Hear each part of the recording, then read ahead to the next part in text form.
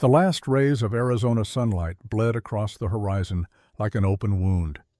Jacob Mercer sat alone in his cabin, a half-empty bottle of whiskey balanced on his knee, the amber liquid catching the dying light. The wooden table before him held 3 plates, 3 forks, 3 cups, a ritual he had performed every evening for 3 years, even though 2 of the chairs would never be filled again. His calloused fingers traced the edge of a faded photograph. Sarah smiled up at him, her hand resting on their son Thomas's shoulder. The boy was 7 in that picture, gap-toothed and bright-eyed, holding up a wooden horse Jacob had carved for him. That horse now sat on the mantel gathering dust beside 2 simple crosses Jacob had hammered together from scrap wood. Consumption had taken them both within a month of each other. Jacob had been a Union Army medic during the war, had saved countless men from infections and amputations, had pulled soldiers back from death's door with nothing but whiskey and determination. But when the fever came for his own family, when Sarah's cough turned bloody and Thomas grew pale and thin, all his knowledge meant nothing. He had held their hands and watched them fade powerless as a child. The whiskey burned going down. Jacob set the bottle on the table with too much force, and the sound echoed in the empty cabin. He stood abruptly, needing air, needing anything but these 4 walls that still smelled faintly of sickness and loss. Outside, the desert stretched endlessly under a sky turning purple and orange. His horse, a gray mare named Patience, stood in the small corral he had built years ago when life still held promise. The vegetable garden Sarah had planted struggled on, kept alive more by habit than hope. Jacob walked past the 2 small graves, his boots crunching on the rocky soil. He did not look at them. He never did any more. The Arizona Territory in 1883 was a place where the old world and the new collided with violence. The Apache Wars had dragged on for decades, a brutal conflict between the United States Army and the Apache people who refused to surrender their ancestral lands. Jacob had deliberately built his small ranch on the fringe of this conflict, far enough from Fort Bowie to avoid the soldiers, far enough from the Apache strongholds to avoid the raids, or so he had thought. He walked toward the eastern ridge where the land dropped away into Apache Canyon. The canyon was a jagged scar in the earth, all red rock and twisted juniper trees, a place where sound carried strangely and shadows moved in ways that made a man's hand drift toward his rifle. Jacob came here sometimes when the cabin felt too small, when the silence of his own company became unbearable. The sun was almost gone when he heard it, a sound so faint he almost missed it beneath the evening wind. A groan, human, pained. Jacob froze his hand instinctively, moving to the Colt revolver on his hip. Apaches rarely made noise when they moved, and the Army patrols always announced themselves with the thunder of hooves and the jingle of equipment. This was something else, something wrong. He moved carefully down the rocky slope, his eyes scanning the failing light. The sound came again, weaker this time, from behind an outcropping of red stone. Jacob rounded the rock and stopped dead. A woman lay sprawled in the dust, and she was massive. Even collapsed and broken, she was clearly over 6 feet tall, her shoulders broader than most men Jacob had known. Her body was thick with muscle, her arms corded with strength that had not been enough to save her from whatever violence had brought her here. She wore the leather and cloth of an Apache warrior, though it was torn and soaked with blood. Her long black hair was matted with dirt and gore, but it was her injuries that made Jacob's breath catch. Her left leg bent at an unnatural angle, clearly broken below the knee. Her right shoulder was swollen and dislocated, the arm hanging useless. Dark blood pooled beneath her, seeping from wounds across her back and side. Shell casings littered the ground around her, along with broken pieces of what had been a spear. The earth was churned and scarred, telling the story of a fight that had been brief and savage. Jacob knelt beside her, his fingers finding the pulse point on her thick neck. It was there, faint and irregular. A moth's wing flutter against his fingertips. She was alive, but barely. In the distance he heard the sound of hooves, multiple horses moving with purpose. Jacob looked up and saw a thin column of smoke rising against the darkening sky, perhaps 2 miles to the north. A signal. The army was still in the area, still hunting. If they found her, they would kill her. There would be no trial, no questions. Just a bullet and a shallow grave in the desert. Jacob looked down at the woman again. Her face, even in unconsciousness, held a fierce dignity. High cheekbones, a strong jaw, and a long scar running down her left cheek from temple to chin. She had seen violence before today. She had dealt it out and survived it. His hands moved without conscious thought, finding the tight wrappings around her wrist and cutting them free with his knife. Part of him screamed that this was madness, that saving an Apache warrior would bring nothing but death to his door. But another part, the part that had once sworn an oath to preserve life, the part that still remembered what it felt like to be useful to matter, would not let him walk away. He had failed to save Sarah and Thomas. He had held their hands and watched them die despite all his knowledge, all his skill. The guilt of that failure had hollowed him out, left him a ghost haunting his own life. Not again. Not this time. Jacob gripped the woman under her arms, bracing himself, and lifted. She was incredibly heavy, solid muscle and bone, but adrenaline gave him strength he did not know he still possessed. He dragged her toward his horse, every step in agony, as her weight threatened to collapse him. The sound of hooves grew louder. A dust cloud appeared on the northern horizon, moving fast. "Damn it," Jacob growled through gritted teeth. No time for gentleness.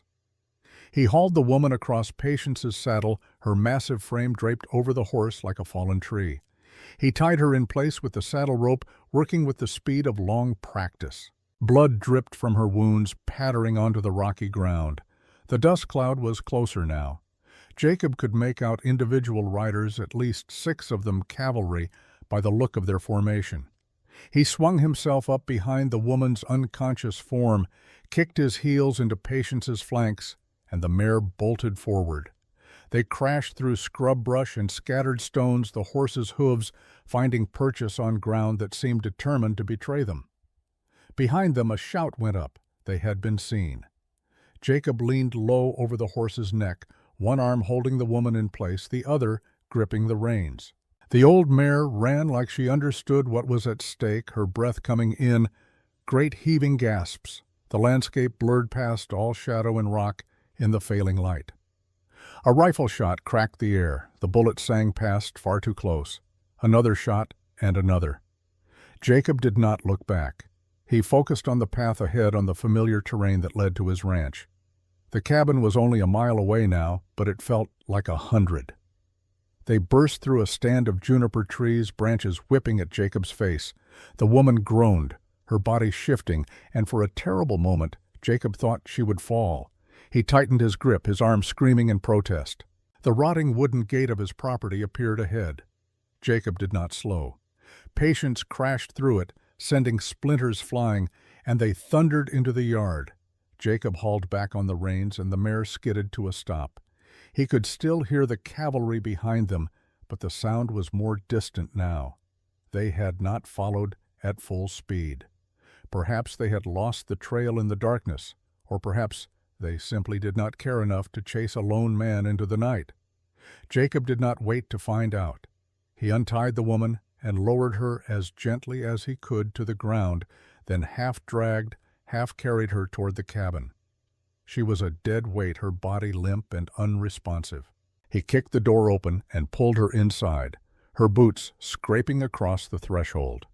The cabin was dark.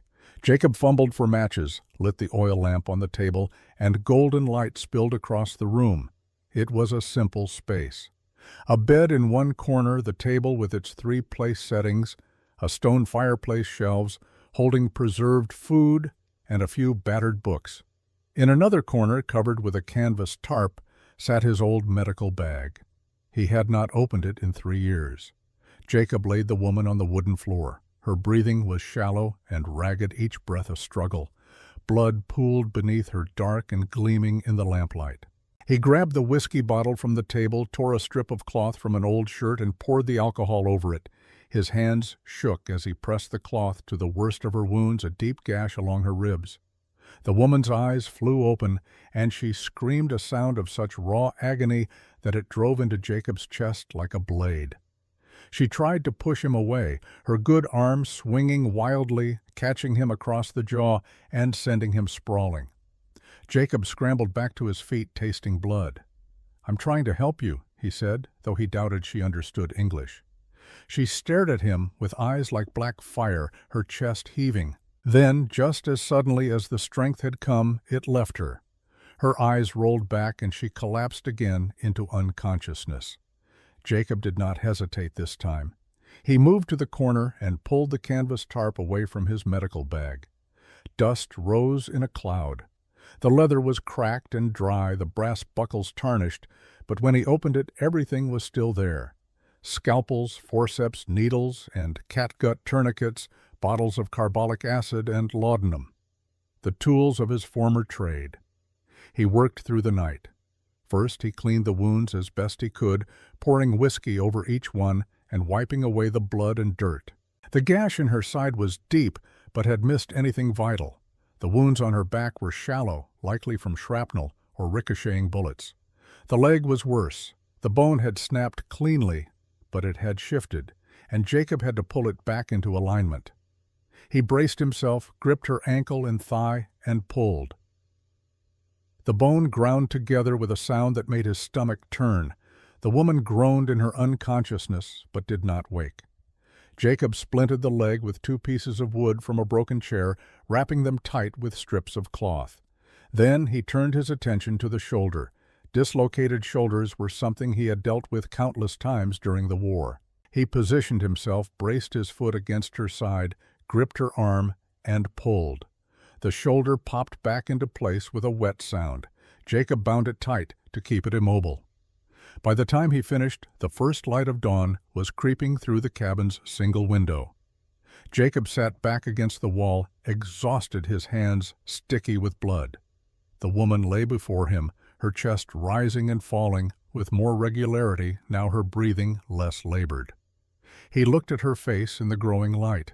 Even battered and unconscious, there was something formidable about her.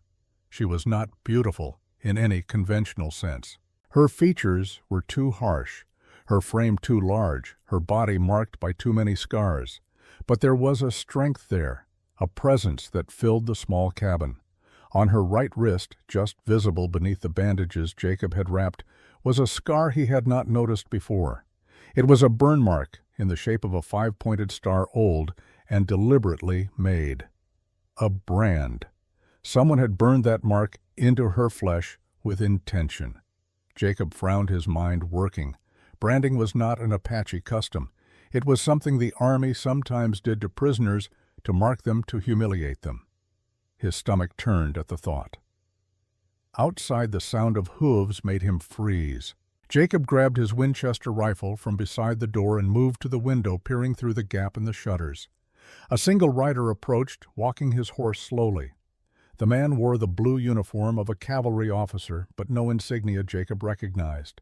He was tall and lean, his face carved from stone, a mouth set in a permanent line of disapproval.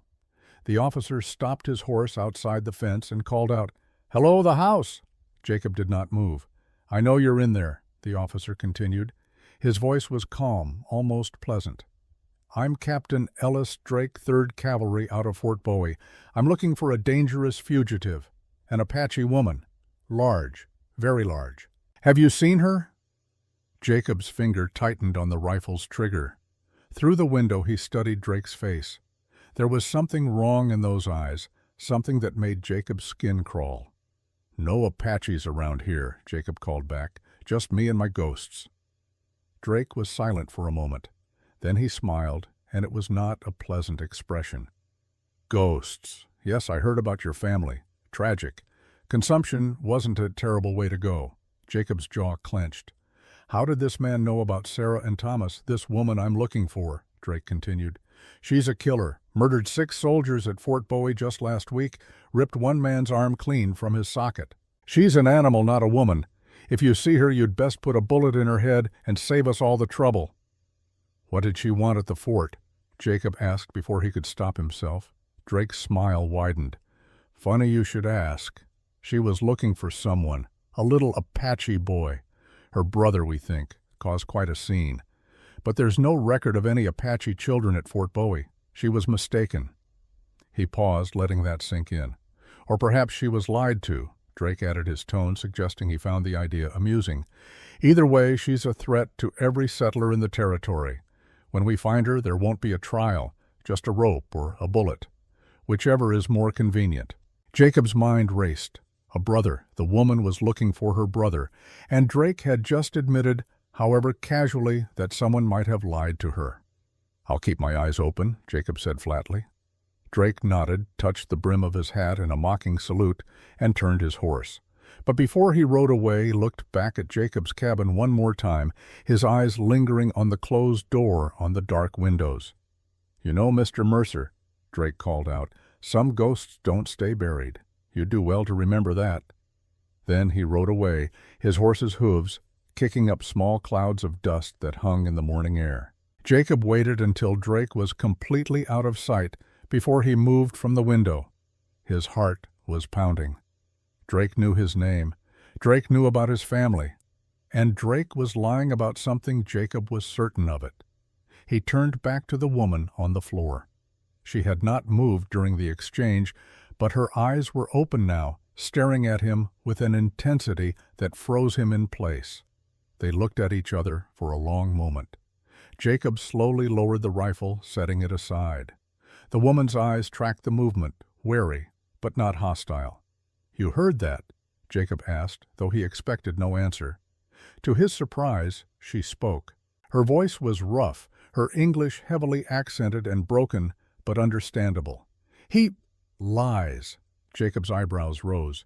"You speak English?" "Little." She tried to sit up, winced, and fell back. Sweat beaded on her forehead. "My brother, Nietzsche, they took him 6 moons ago." 6 months. Jacob did his own quick calculation. Fort Bowie had been involved in several raids on Apache camps during that time. It was entirely possible they had taken children. "Drake said there were no children at the fort," Jacob said carefully. The woman's face twisted with something between rage and despair. "He lies," she repeated. "I saw soldiers take Nietzsche. I tried to stop them. They shot me, left me." Her good hand moved to her broken leg, and she gritted her teeth against the pain. "When I healed, I went to fort. They captured me." Her voice dropped to almost a whisper. "They burned me, asked where my people hid. I said nothing. Then they said Nietzsche was not there, never was there, told me I was crazy." She looked at Jacob with eyes that held too much pain, too much loss. "I did not believe them. I fought. I killed. I ran." And she had nearly died for it. Jacob sat down heavily on the floor across from her. "My name is Jacob. Jacob Mercer." She studied him for a long moment. "I am Dakota." "Dakota," Jacob repeated. The name felt strange on his tongue, but right somehow. "Your brother Nietzsche. You think he's still alive?" "He must be." There was no room for doubt in her voice, only iron certainty. "I will find him." "You'll die trying," Jacob said bluntly. "In case you hadn't noticed, you can barely move. Your leg is broken, your shoulder was dislocated, and you've lost enough blood to kill a smaller person." Dakota's jaw set in a stubborn line. "Then I die. But I do not stop." Jacob recognized that look. He had seen it in the mirror for 3 years, the look of someone who had already decided they had nothing left to lose. "Why did you save me?" Dakota asked suddenly. "I am Apache. You are white. We are enemies." Jacob was quiet for a long time. Outside, the morning sun continued to rise, painting the desert in shades of gold and red. "Because I've already left too many people behind in my life," he finally said. "I couldn't save my wife, couldn't save my son. They died right here in this cabin, and all my medical knowledge meant nothing. I held their hands and watched them fade, and I've been half dead myself ever since." He looked at Dakota, really looked at her. "When I found you out there dying in the dust, something in me couldn't walk away. Maybe I thought if I saved you, it would make up for the ones I couldn't save. Maybe I'm just tired of being alone with my ghosts." Dakota was silent, absorbing his words. Then she said very quietly, "The soldier called me monster." "Drake's an ass," Jacob said flatly. Despite her pain, despite everything, Dakota's mouth twitched in what might have been the ghost of a smile. "You are a strange white man," she said. "You're a strange patient," Jacob countered. "Most people don't try to punch me when I'm stitching them up." This time Dakota did smile just a little. It transformed her face, softening the hard edges, making her look younger, almost vulnerable. "Rest," Jacob said, standing. "You need to heal before you can even think about finding your brother. And you will let me stay." There was surprise in her voice and something else, hope maybe. Jacob thought about Drake's cold eyes, about the lie he had told so easily. He thought about Nietzsche, a 7-year-old boy lost somewhere in the machinery of the Army's Apache campaign. He thought about the star-shaped burn on Dakota's wrist. "Yeah," he said, "you can stay, at least until you can walk again. And then," Jacob met her gaze, "and then we'll figure out what happened to your brother." Dakota stared at him for a long moment, searching his face for deception and finding none. Slowly she nodded. The rest of that first day passed in a haze of heat and silence. Jacob moved about the cabin, doing the small chores that kept his ranch functioning. He fed Patience, checked the fence line that Drake's horse had disturbed, and tried not to think too hard about the unconscious Apache warrior currently occupying his floor. By evening, Dakota woke again. Jacob brought her water, which she drank greedily, and a bowl of thin stew made from dried meat and vegetables. She ate slowly, her movements careful and pained. "You are doctor?" she asked between bites. "Was," Jacob corrected. "During the war. After my family died, I put it all away, didn't want to touch it again." "Why?" Jacob set down his own bowl. "Because every time I looked at those tools, I thought about how useless they were when it mattered most." Dakota nodded slowly. "I understand." They ate in silence after that. When darkness fell, Jacob built up the fire in the hearth and laid out a bedroll for himself near the door. Dakota remained on the floor where he had left her, too injured to move to the bed. Sometime in the night, Jacob woke to the sound of movement. He sat up quickly, reaching for the rifle, and saw Dakota trying to drag herself toward the door. She was using her good arm to pull her body forward, her broken leg trailing behind her, leaving a smear of blood on the wooden planks. "What are you doing?" Jacob demanded, scrambling to his feet. Dakota did not answer. She kept moving, her face contorted with effort and pain. She reached the door frame and pulled herself up onto her good leg, swaying dangerously. "You can't go out there," Jacob said, moving toward her. "You'll kill yourself." "Better than dying here," Dakota gasped. "Better than being trapped." She tried to push the door open, but her strength failed. Jacob caught her as she fell, her weight nearly taking them both down. Instead of fighting him this time, she simply sagged in his arms, defeated. Jacob helped her back inside, but instead of laying her down again, he helped her out onto the small porch. They sat together on the weathered boards, the night air cool against their skin. The Arizona sky stretched above them, filled with more stars than seemed possible. The Milky Way was a river of light cutting across the darkness. Somewhere in the distance, a coyote howled. They sat in silence for a long time. Then Dakota spoke, her voice barely above a whisper. "When they took Nietzsche, he was crying for me. He called my name. I could hear him even after they rode away." Her voice broke. "He was so small, so afraid." Jacob said nothing. Sometimes there were no words that could touch that kind of pain. "I am his guardian," Dakota continued. "Our mother died when he was born.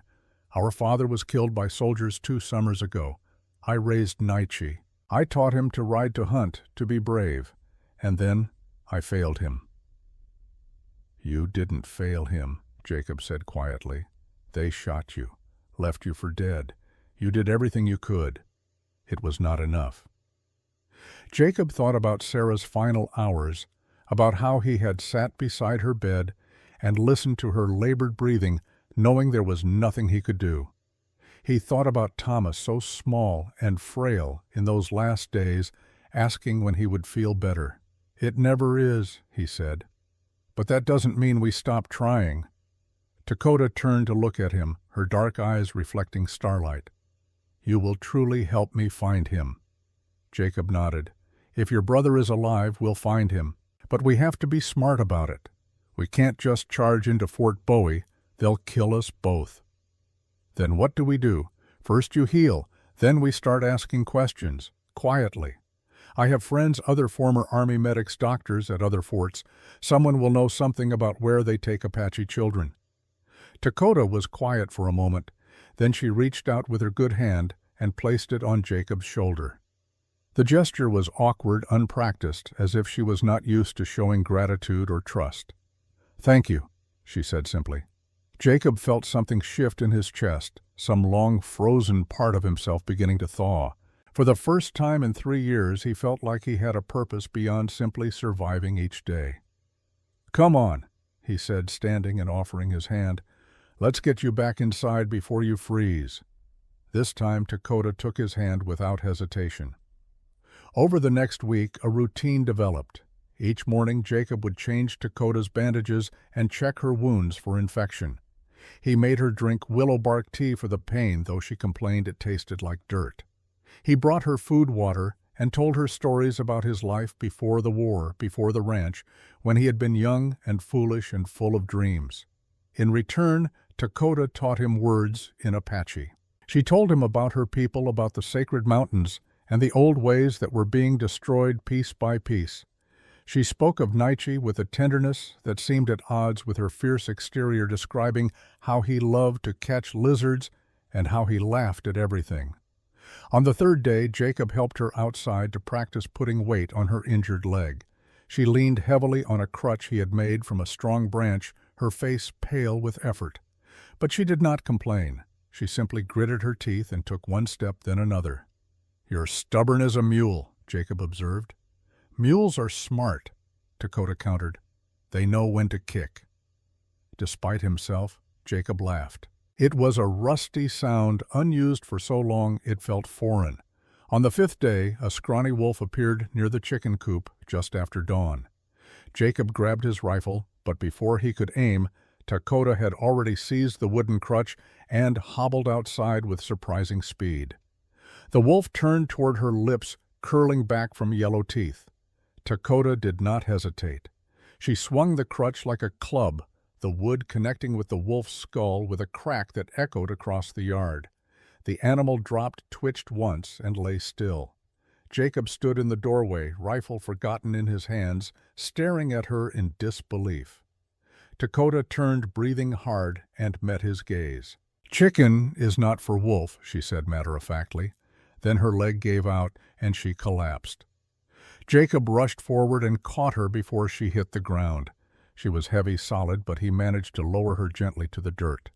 "You're insane," he said, half laughing, half horrified. "You know that—" Dakota looked up at him, her face inches from his own.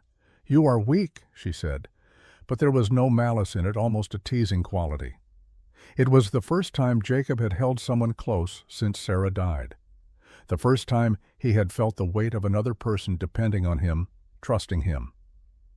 It should have hurt, should have reminded him of all he had lost. Instead, it felt like coming back to life. "Come on, warrior," he said softly. "Let's get you inside before you decide to wrestle a bear." That night, as they sat by the fire, Dakota spoke more freely than she had before. She told Jacob about the night Nietzsche was taken, how the soldiers had come just before dawn, how she had fought 3 of them before a bullet took her down. "I woke up 3 days later," she said, staring into the flames. "My people had moved on. They thought I was dead. I tracked the soldiers to Fort Bowie. Took me 2 months. And when you got there—" Dakota's face hardened. "They were waiting, like they knew I would come. They put me in chains, burned me to make me talk." She touched the star-shaped scar on her wrist. "When I would not break, Captain Drake came. He told me Nietzsche was never there, that I was mad with grief, that I had imagined the whole thing. But you didn't believe him." No, because I am not mad. I saw soldiers take my brother. I heard him call for me. Jacob nodded slowly. Drake is hiding something. I'm sure of it now. What will we do? I'm going to write to an old friend, Jacob said. Dr. Samuel Hartwell. He's stationed at Fort Union in New Mexico. If there's a program or policy about Apache children, he'll know about it. He'll tell me the truth. Dakota looked at him with something like wonder in her eyes. You would do this, risk yourself for an Apache child you have never met. Jacob met her gaze. I'm doing it for you, because for the first time in 3 years, I feel like I'm actually living again instead of just waiting to die. The words hung in the air between them. Dakota reached out and took Jacob's hand in her larger, calloused one. She said nothing, but she did not need to.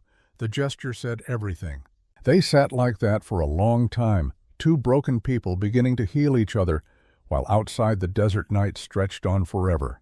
And the stars wheeled overhead in their ancient patterns, witness to this small moment of grace in a harsh and unforgiving world. 2 weeks passed like water through cupped hands. The Arizona sun rose and set with indifferent regularity, scorching the earth by day and abandoning it to cold darkness by night. In his small cabin, Jacob Mercer watched Dakota heal with a mixture of professional satisfaction and something deeper, something he was not yet ready to name. She was a remarkable patient in the worst possible way, stubborn, driven, refusing to acknowledge pain or limitation. Each morning she insisted on walking farther, pushing her broken leg beyond what Jacob considered safe. He would argue she would ignore him, and they would compromise on a distance that still made him nervous. On the 16th day after her arrival, Jacob woke before dawn to find her already outside practicing with a staff he had cut for her. She stood on her good leg, the injured one barely touching the ground, moving the staff through defensive patterns with her recovering arm. Her movements were slow and careful, nothing like the fluid violence he suspected she was capable of, but determined. He watched from the doorway, coffee cup warming his hands as the first light touched her face. Sweat already gleamed on her forehead despite the cool morning air. She repeated the same sequence over and over, her jaw set in concentration, making minute adjustments to her stance. "You should be resting," Jacob called out. Dakota did not stop moving. "Resting makes weak. Pushing too hard makes dead." She completed the sequence one more time before lowering the staff and turning to face him. Her breathing was labored but controlled. "When I was small, my father taught me. He said a warrior who stops training is already defeated." Jacob walked down from the porch, his boots crunching on the hard-packed earth. "Your father sounds like he would have gotten along with my old sergeant. Man thought sleep was a sign of moral weakness. Did you believe him?" "I learned to sleep standing up," Jacob said with a slight smile, which probably proves his point. Dakota's mouth quirked upward. Over the past 2 weeks, Jacob had learned to read her expressions. She smiled rarely, but when she did, it was genuine, transforming her scarred face into something almost gentle. They stood together in the growing light, the desert stretching around them in shades of rose and gold. A hawk circled overhead, riding thermals invisible to human eyes. "Come," Dakota said, gesturing with the staff. "I show you something." She led him, limping but steady, to the eastern side of the property, where a cluster of barrel cacti grew. With her good hand, she broke off one of the pads, careful to avoid the spines, and used a flat rock to scrape away the outer skin. The flesh inside was pale green and moist. "When there is no water, this saves life," she explained. "My people have known this since the beginning time. You chew, spit out the pulp, keep the moisture." Jacob watched as she demonstrated her large hands working with surprising delicacy. "You're teaching me survival skills. You saved my life. Now I teach you how to save yours." She handed him a prepared piece of cactus. "The desert is not enemy. It provides if you know how to ask." Over the next hour, Dakota showed him which plants were edible, which could be used for medicine, how to read the ground for signs of water. Her knowledge was vast and practical, accumulated over a lifetime of living in harmony with this harsh land. "Your people think Apache are savages," she said at one point, her voice matter-of-fact rather than bitter. "But we know things your people have forgotten, how to live without destroying, how to take only what is needed." Jacob thought about the settlements pushing ever westward, the mines that scarred the mountains, the way the army cleared entire valleys of their original inhabitants. "I think you might be right about that." They walked back to the cabin together, and for the first time since Sarah's death, Jacob felt something like peace. Not happiness, not yet, but a quiet contentment in simply being present in this moment with this person. That afternoon, as Jacob was repairing a section of fence, he noticed Dakota watching him from the porch. Her expression was troubled, distant. "What's wrong?" he called out. She did not answer immediately. When she finally spoke, her voice was so quiet he had to move closer to hear. "I am afraid." Jacob set down his tools. In all their time together through pain and danger, he had never heard her admit fear. "Of what? That when we find Nietzsche he will not know me. That they will have taken everything that made him my brother and replaced it with something else." Her hands clenched into fists. "Or worse, that we will not find him at all, that he is already gone." Jacob climbed the porch steps and sat beside her. "Then we make sure that doesn't happen. We find him whatever it takes." "You say this like it is simple." "It's not simple. It's probably impossible. But we're going to do it anyway." Dakota turned to look at him, really look at him, as if seeing him for the first time. "Why do you care so much? You did not know me before. You do not know Nietzsche. We are nothing to you." Jacob was quiet for a long moment, watching the shadows lengthen across the yard. When he spoke, the words came from a place deep inside that he had kept locked away for 3 years. "After Sarah and Thomas died, I stopped caring about anything. I went through the motions of living, but I was already dead inside. Every morning I woke up disappointed that I had woken up at all. I wasn't brave enough to end it myself, so I just waited for something else to do it for me." He looked at his hands, calloused and scarred from years of work. "Then I found you dying in that canyon, and something in me refused to let you go. Maybe it was instinct from my years as a medic. Maybe it was guilt over the people I couldn't save. But when I brought you here and started taking care of you, I felt something I hadn't felt in years. Purpose. Like maybe I wasn't completely useless after all." Dakota's eyes glistened in the fading light. "You are not useless. I'm starting to believe that again, because of you." He met her gaze.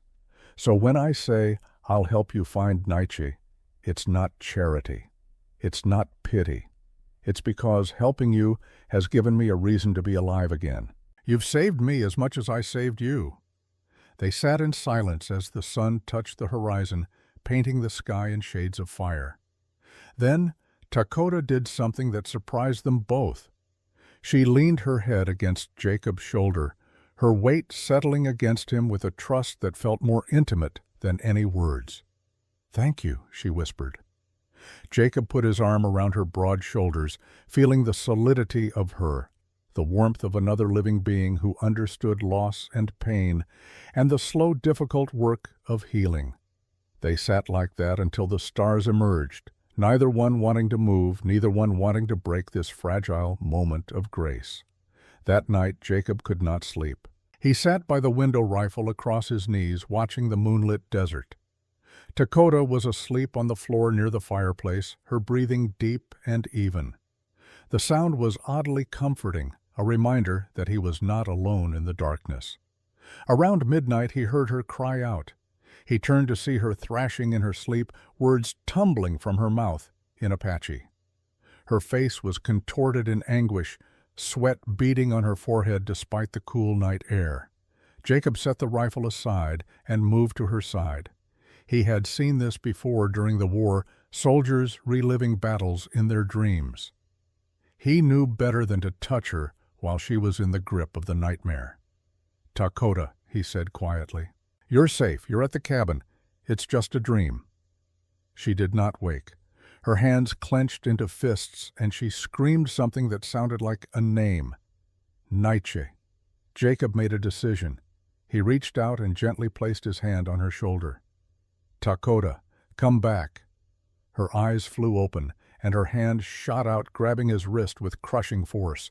For a moment he saw no recognition in her eyes, only the wild panic of someone still trapped in nightmare. Then focus returned. She saw him saw where she was, and her grip loosened. "Jacob," she whispered, her voice breaking, "you were dreaming." She sat up slowly, drawing her knees to her chest, despite the pain it must have caused her injured leg. In the firelight she looked younger, more vulnerable than he had ever seen her. "I dream of the day they took Naichi. I dream I am faster, stronger. I dream I save him. Then I wake up and remember I failed." Jacob sat beside her, close but not touching. "Tell me what happened, all of it." Dakota was silent for a long time. When she finally spoke, her voice was flat, distant, as if she was watching the events from far away. "It was early morning. The camp was just waking. Naichi was helping me prepare the fire. He was laughing because I had told him a story about Coyote the Trickster. He loved that story. Always wanted to hear it again and again." She closed her eyes, and a tear traced down her scarred cheek. "Then we heard horses, many horses. The soldiers came from 2 directions. They were shooting before we could even react. Women were screaming, children crying. I grabbed Naichi, tried to run to the canyon where we could hide." Her voice grew rougher. "A soldier caught us. Big man with a red beard and mean eyes. He hit me with his rifle butt, knocked me to the ground. I got back up, broke his nose with my elbow. He was screaming, bleeding everywhere. Then another soldier shot me in the leg." Her hand moved to touch the scar on her thigh, fingers tracing the old wound. "I fell. Could not stand. Naichi was screaming my name, trying to reach me. The red-bearded man, he was so angry. He grabbed Naichi by his hair, dragged him to a horse. My brother was fighting, biting, kicking, but he was so small, just 7 summers old." Dakota's entire body was shaking now. "I tried to crawl to him, tried to stand. My leg would not work. There was so much blood. The red-bearded soldier came back. He kicked me in the head. I remember the taste of dirt and blood. I remember Naichi screaming. Then nothing. Just darkness." She opened her eyes and looked at Jacob. "When I woke up, 2 days had passed. My people had moved running from more soldiers. They thought I was dead, left me with the other bodies." A bitter laugh escaped her. "I was not dead, just broken." "Your people would have come back for you if they'd known," Jacob said quietly. "Maybe, maybe not. It does not matter now. I tracked the soldiers. It took me 6 weeks to heal enough to walk properly. Another month to follow their trail to Fort Bowie. I watched the fort for 3 days before I went in." She paused, her breathing heavy. "I saw children there. White children, Mexican children, even a few Apache children doing labor, but not Naichi. I thought maybe he was inside in the buildings where I could not see, so I walked through the gate and demanded to see my brother. That's when they arrested you. Yes, they laughed at me, called me a crazy squaw, put me in chains in a stone room with no windows. I was there for 2 days before Captain Drake came." Dakota's hand moved to the star-shaped burn on her wrist fingers, tracing each point of the scar. He was different from the other soldiers, quiet, cold. He looked at me like I was an interesting problem to solve, not a person. He said he would make a deal with me. If I told him where my people were camped, how many warriors we had, where we got our weapons, he would tell me where Naichi was. I told him to go to hell. Despite the grimness of the story, Jacob almost smiled at that. So he burned me, heated a piece of iron in a brazier until it glowed, pressed it to my wrist, held it there while I screamed. When he pulled it away, he asked again. I said nothing. He burned me again, 5 times 1 for each point of the star. Jacob felt sick. The casual cruelty of it, the deliberate torture of a woman looking for her brother. Between each burn, he asked his questions. Between each burn, I said nothing. Finally, he smiled. It was worse than the burning, that smile. He said Naichi had never been at Fort Bowie, that the soldiers who raided my camp had taken him somewhere else. He said I was chasing shadows, that I should forget my brother and go back to my people. But you didn't believe him. No, because I am not stupid. If Nietzsche had never been at Fort Bowie, why did Drake care so much about where my people were? Why torture me for information if I was just a crazy woman chasing nothing? Her eyes blazed with anger. He was lying. I knew it then. I know it now. So you escaped? Yes. They moved me to a different cell the next day. Smaller, one guard. He was young, nervous. When he brought food, I pretended to be weaker than I was. When he came close, I grabbed his head and broke his neck. She said it without emotion, simply stating a fact. I took his keys, his gun, found the armory. 6 soldiers came. I killed them all, then I ran. I had no plan, no supplies. I just ran until I could not run any more. That is when you found me. They sat in silence for a long time. The fire had burned low, casting dancing shadows on the walls. Outside, a coyote called to the moon. "You're not crazy," Jacob said finally, "and you're not a monster. You're a sister who would do anything to find her brother. There's nothing shameful in that." Dakota looked at him with an expression he could not quite read. Gratitude, maybe, or hope. "You truly believe we can find him?" "Yes, and I think I know how." Jacob stood and retrieved paper and pen from his desk. "I'm going to write to Dr. Hartwell again. He mentioned rumors about children disappearing from schools. I want him to ask around, be more specific. Someone has to know where these children go." He sat at the table and began writing by the light of the oil lamp. Dakota watched him work, and after a moment she pulled herself up and limped over to sit across from him. "Tell me about this doctor," she said. "Samuel Hartwell. We served together during the war. He was a surgeon, I was a field medic. We saved a lot of men together." Jacob paused in his writing. "He's a good man. If anyone can find out the truth about what happens to Apache children, it's him. And if the truth is something terrible," Jacob met her eyes, "then at least we'll know, and we can decide what to do about it." He finished the letter as dawn began to lighten the eastern sky. It was longer than his first one, more urgent, asking specific questions about Indian boarding schools, about military involvement, about any irregularities in how children were processed and assigned. "Now we wait," Jacob said, sealing the envelope. "I am not good at waiting." I noticed. Despite the heaviness of the night's conversation, Dakota smiled slightly. "You are teaching me patience, Jacob Mercer. And you're teaching me how to live again, Dakota." He reached across the table and took her hand. "Fair trade, I think." The morning of the 18th day brought a visitor. Jacob was drawing water from the well when he heard the sound of hooves approaching from the east. He grabbed his rifle and called out to Dakota, who emerged from the cabin with her own weapon ready. But the rider who appeared was not a soldier or a bounty hunter. It was an old man on a tired mule, leading a pack animal laden with mail bags and supplies. He stopped at the fence line and raised one hand in a peaceful gesture. "Jacob Mercer," the man called out. "Who's asking?"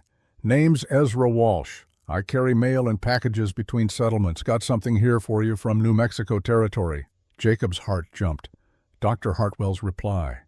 It had only been a week since he sent the second letter, which meant his old friend had responded quickly, understanding the urgency. He walked to the fence, aware of Dakota watching from the porch. "I'll take it." Ezra reached into his saddlebag and pulled out a thick envelope sealed with wax. But his eyes had drifted past Jacob to where Dakota stood, and his expression had gone carefully neutral. "That there an Apache woman, Ezra?" asked, his voice mild, but his hand drifting toward the pistol at his hip. "That's my business," Jacob said flatly, taking the envelope. Ezra studied him for a long moment, then nodded slowly. "Fair enough. Just be careful, Mr. Mercer. There's been talk in the settlements. Captain Drake's men are showing sketches around offering rewards. They're looking for a big Apache woman who escaped from Fort Bowie.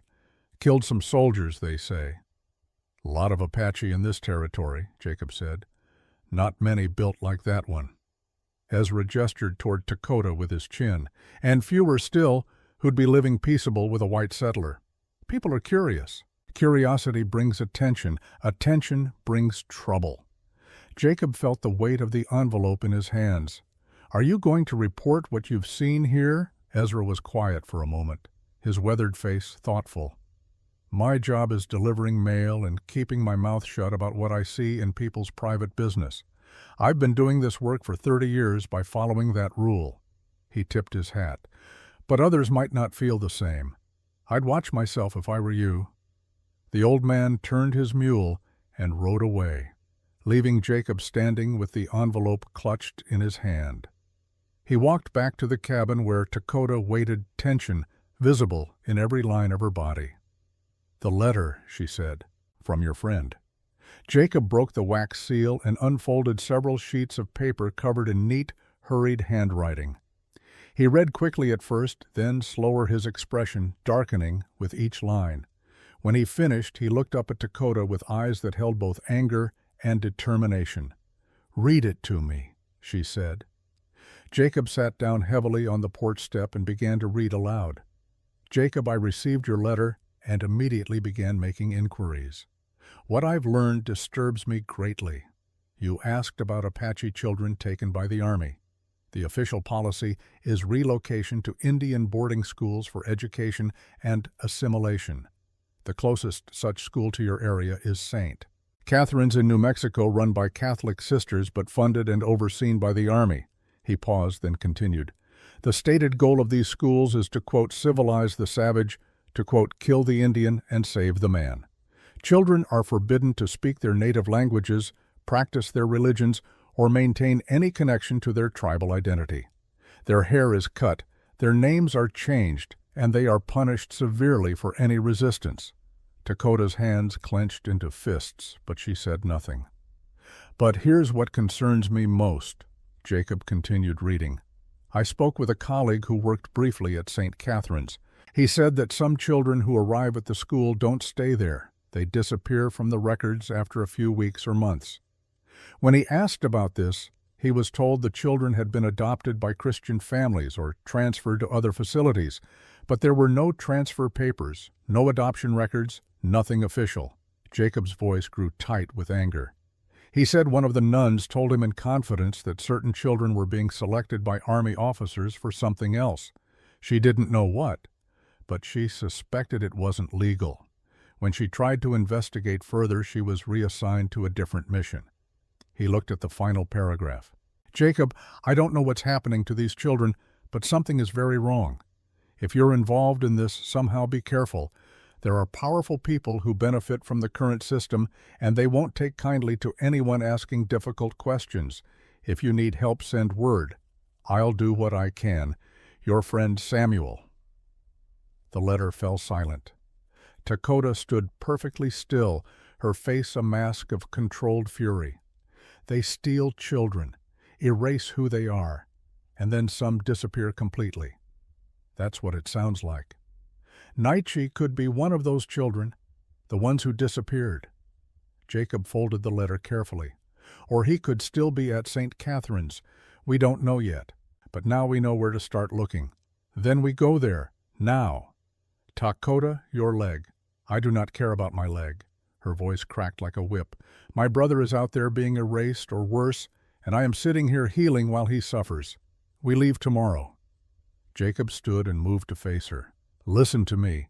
If we go rushing in there without a plan, we'll accomplish nothing except getting ourselves killed or arrested. We need to be smart about this." "Then be smart quickly, because I cannot wait much longer." Jacob thought for a moment, his mind working through possibilities. "We need a reason to be at St. Catherine's, a legitimate reason that won't raise suspicion." "What reason?" "I don't know yet. Let me think." He paced the porch, his boots making soft thuds on the wooden planks. "A doctor, that's it. I'm a doctor making a routine health inspection of the children. It's the kind of thing that happens occasionally at these facilities. And me, you'll be—" Jacob paused. "This is the hard part. You can't go as yourself. They'll recognize you immediately."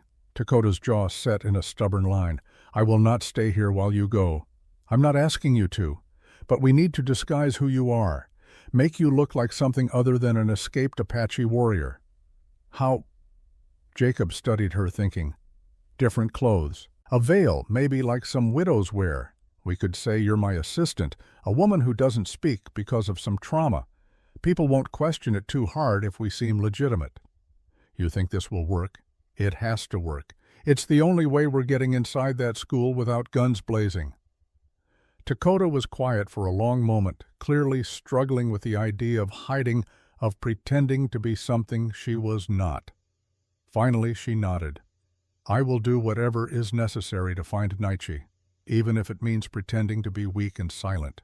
"You could never be weak," Jacob said. "But silent might be a challenge." Despite everything, she almost smiled. They spent the rest of the day making preparations. Jacob wrote a careful letter introducing himself as Dr. Jacob Mercer, formerly of the Union Army Medical Corps, requesting permission to visit St. Catherine's to conduct a health assessment of the children. He kept the language formal and official, the kind of bureaucratic correspondence that would not raise immediate suspicion. Meanwhile, Dakota worked on building her strength. She walked circuits around the property, forcing her injured leg to bear more weight, gritting her teeth against the pain. By evening she could manage 100 yards without the crutch, though her limp was still pronounced. "It will have to be enough," she said, breathing hard. "You're healing faster than any patient I've ever had. I am motivated." As the sun set, they sat together on the porch sharing a simple meal of beans and cornbread. The desert stretched before them peaceful in the fading light, giving no hint of the violence that had happened here or the dangers that lay ahead. "Jacob," Dakota's voice was soft. "What will you do after we find Naichi? Will you come back here to your ghosts?" Jacob thought about the question. A month ago the answer would have been simple. This cabin, this lonely existence, was all he had. But now, sitting beside this fierce, complicated woman who had somehow become the center of his world, the future looked different. "I don't know," he said honestly. "This place has been my prison as much as my home. Maybe it's time to leave the ghosts behind." "Where would you go?" "Wherever you and Naichi go, if you'll have me." Dakota turned to look at him, her dark eyes reflecting the last light of day. "You would do this, leave your home to travel with Apache. You're not just Apache to me anymore. You're—" He struggled to find the right words. "You're the person who made me want to live again. Where you go, I go. If you'll let me." She reached out and took his hand, her grip strong and warm. "Then we go together, all three of us. We will be family." The word hung in the air between them, heavy with meaning. Family. Not by blood, but by choice. By shared pain and shared healing. "Yeah," Jacob said, his voice rough with emotion. "Family." They sat like that as darkness fell, two people planning a dangerous journey to save a child they both loved for different reasons, united by a bond that neither quite understood but both trusted completely.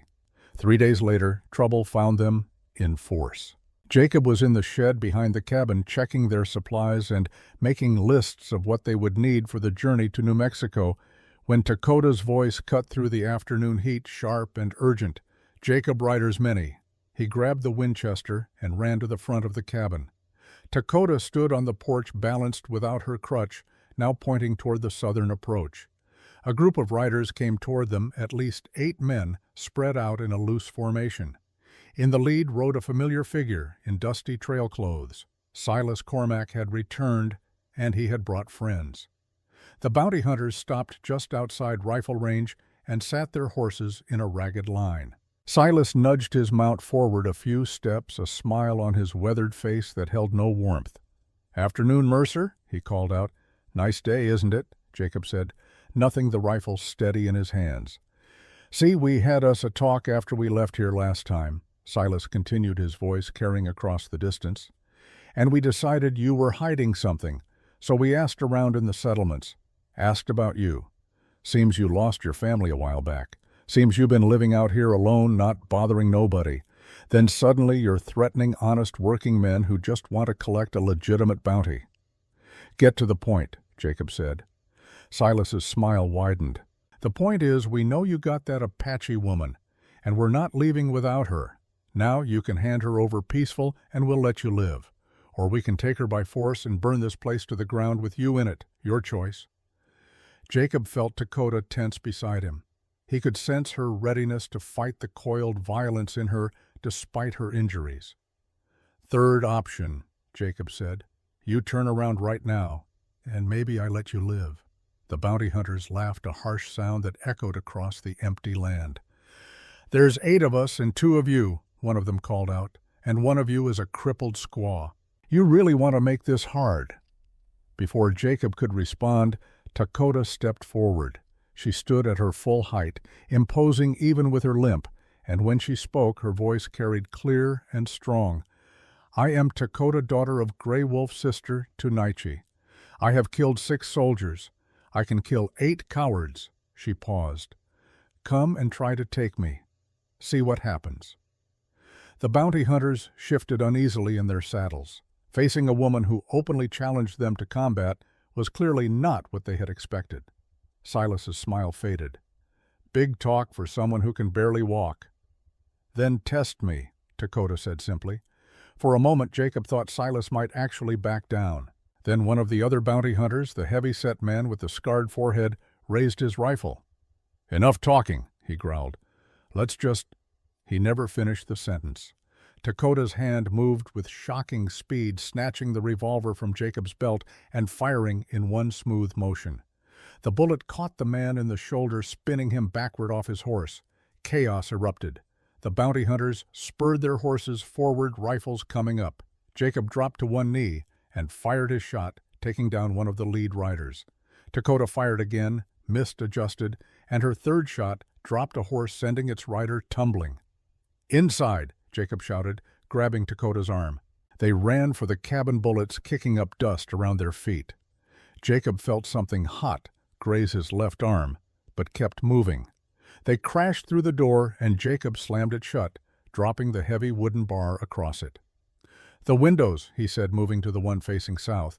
Dakota took the eastern window, using the frame for cover as she returned fire. The bounty hunters had scattered, using whatever cover they could find. 3 were down, dead or wounded, but 5 remained, and they were spreading out to surround the cabin. Jacob aimed carefully and fired. One of the attackers dropped behind a water trough unhurt, but pinned down. Dakota fired twice, forcing 2 more to retreat behind an overturned wagon Jacob had left in the yard months ago. "We cannot stay here," Dakota said, reloading with quick, practiced movements. "They will set fire to the cabin." She was right. Jacob could already see one of the bounty hunters circling around with what looked like a torch. "We need to break through before they get us surrounded." "Where?" Jacob thought quickly. "The back window. There's cover in the rocks about 50 yards behind the cabin. If we can reach those, we can make it to the canyon." "Your shoulder is bleeding." Jacob glanced down. The graze was worse than he thought, blood soaking his shirt. "I'll be fine. Can you run?" "I will run or I will die. Either way, I do not stay here." They moved to the back of the cabin. Jacob checked the window, saw no one immediately visible, and smashed out the remaining glass with his rifle butt. "On 3, he said. 1, 2, 3. He went through first, hit the ground, rolling, came up with his rifle ready. Dakota followed her, landing heavier but controlled. They ran for the rocks, Jacob's wounded shoulder screaming in protest, Dakota's limp making her gait uneven but determined. Behind them, shouts of alarm. The bounty hunters had realized their prey was escaping. Bullets whined past chipping stone as Jacob and Dakota dove behind the rocks. "Keep moving," Jacob gasped. "The canyon is just ahead." They scrambled through the rocks, using every bit of cover. Jacob could hear the bounty hunters pursuing their curses and the clatter of their boots on stone. He stopped, braced his rifle, and fired twice, forcing them to slow down. Then they were at the canyon's edge, the ground dropping away into shadows and twisted rock. The same place Jacob had found Dakota 3 weeks ago, though it felt like a lifetime. "Down there," Dakota said, pointing to a narrow path. "I can make it." "You sure?" "No, but we have no choice." They started down, half climbing, half sliding on the loose stone. Jacob's shoulder was on fire now, his vision swimming slightly from blood loss. Above them, the bounty hunters appeared at the canyon rim. A rifle cracked and rock exploded inches from Jacob's head. He lost his footing, started to fall, and Dakota's hand shot out, grabbing his belt and hauling him against the canyon wall. "Keep moving," she said, her voice steady, despite her own labored breathing. They descended deeper into the canyon, into shadows where the afternoon sun did not reach. The bounty hunters were following, but the narrow path and poor light made shooting difficult. At the bottom, the canyon floor was a maze of boulders and twisted juniper trees. Jacob led the way through the maze, his military training coming back. Zigzag pattern, never move in a straight line, use every scrap of cover. Behind them, the sounds of pursuit faded slightly. The bounty hunters were having trouble with the terrain. They ran until Jacob's lungs burned and his legs felt like water. Finally, he collapsed behind a large boulder, Dakota dropping beside him. They sat in silence, except for their ragged breathing, listening for sounds of pursuit. "Your shoulder," Dakota said after a moment. Jacob looked down. His entire left side was soaked with blood. "It's worse than I thought." Without a word, Dakota tore a strip from her own shirt and wrapped it tightly around his shoulder, her large hands surprisingly gentle. "This will slow the bleeding, but you need proper care soon." "Add it to the list," Jacob said with a weak smile. They heard voices above them, the bounty hunters arguing about which way their quarry had gone. Jacob held his breath, his good hand tight on his rifle. Then, cutting through the late afternoon air, came a new sound, hoofbeats, many of them, and the jingle of military tack. Dakota tensed. "Cavalry." They heard Silas's voice, suddenly nervous. "Who's that? We got business here, this ain't army." Then another voice, cold and precise, carrying easily in the still air. "Captain Ellis Drake. This area is under military jurisdiction. Whatever business you have here is finished. Clear out." "Now hold on," Silas protested. "We got a legitimate bounty. I said clear out." Drake's voice held iron authority. "Unless you want to be arrested for interfering with an official army operation." There was grumbling, but the bounty hunters were clearly backing down. The sound of their horses moving away echoed through the canyon. Then silence. Jacob and Dakota waited, not moving, barely breathing. After what felt like an hour, but was probably only minutes, they heard Drake's voice again, this time directed down into the canyon. "Mr. Mercer, I know you're down there, and I know the Apache woman is with you. I'm not here to arrest anyone or start a fight.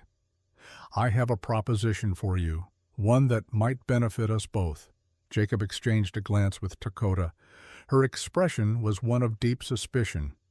"Come up where we can talk like civilized people," Drake continued. "I give you my word as an officer that you'll both be safe. For today at least." "It's a trap," Dakota whispered. "Probably," Jacob agreed. But his shoulder was bleeding badly, night would fall soon, and they were trapped in this canyon with limited options. "But I want to hear what he has to say." "Jacob, if it's a trap, we'll deal with it. But if he wanted us dead, he could just send his men down here right now." He stood wincing at the pain in his shoulder. "Stay here. If anything goes wrong, run. Don't try to save me. I will not leave you." "Dakota, I will not leave you," she repeated, her voice allowing no argument. Jacob sighed. "Then stay behind me and keep your gun ready." They climbed back up the narrow path, moving slowly, every sense alert for danger. When they reached the canyon rim, they found Captain Drake sitting his horse alone, his men arranged in a loose semicircle behind him, but with their weapons holstered. The bounty hunters were nowhere to be seen. Drake looked down at them, his expression unreadable. "Mr. Mercer, you're bleeding." "I've had worse. I'm sure you have." Drake's eyes shifted to Dakota. "And you, the woman who killed 6 of my men. You're taller than I expected." Dakota said nothing, but her hand tightened on her revolver. "I'm not here for revenge," Drake said, "or justice. I'm here to make a deal." "What kind of deal?" Jacob asked, his voice flat. Drake leaned forward in his saddle. "I need to find a group of Apache resistance fighters. They've been raiding supply convoys, ambushing patrols, making my life very difficult. I have orders to eliminate them, but they know the territory too well. Every time we get close, they vanish like smoke." And I think she can help me find them." Drake gestured toward Dakota. "Apache knows Apache. You could track them, predict their movements, lead my men to them." "Why would I help you kill my people?" Dakota's voice was low and dangerous. Drake smiled. It was not a pleasant expression. "Because if you do, I'll give you something you want. Freedom, official pardon for the Fort Bowie incident, a chance to walk away clean." "You lie." "Perhaps. But consider this. Right now you're a wanted fugitive. Every bounty hunter in the territory is looking for you. The army wants you dead or in chains. How long can you run before someone catches you? A month, a week." He paused. "But if you help me, all of that goes away. You'd be free to go wherever you want, do whatever you want." Jacob stepped forward. "You're asking her to betray her own people. I'm asking her to make a choice. Help me eliminate a dozen warriors who are already doomed anyway, or spend the rest of her short life running and hiding." Drake's eyes were cold. "It's a practical decision, nothing personal." "There is a third option," Dakota said quietly. "Oh, I kill you here and now and take my chances." For the first time, something like respect flickered in Drake's eyes. "You could try, but you'd never make it off this ridge alive. My men have orders to shoot if I fall." He straightened in his saddle. "I'm giving you time to think about it. 3 days. Meet me at Devil's Peak at noon in 3 days if you accept my offer. If you don't show, I'll assume you've declined, and the hunt continues." He started to turn his horse, then paused. "Oh, and Mr. Mercer, I know you've been asking questions about Apache children, about Indian schools. I'd advise you to stop. That's not a topic that will lead anywhere good for you." With that, he rode away, his men following in disciplined formation. The sound of hooves faded into the distance, leaving Jacob and Dakota standing alone on the canyon rim as the sun touched the western horizon. "We cannot trust him," Dakota said finally. "No, we can't." Jacob sat down heavily, his wounded shoulder throbbing. "But he knows about Nietzsche, about us asking questions. That's not good. He is hiding something about the children." "Yeah. And I think whatever he's hiding is worse than what we've already learned."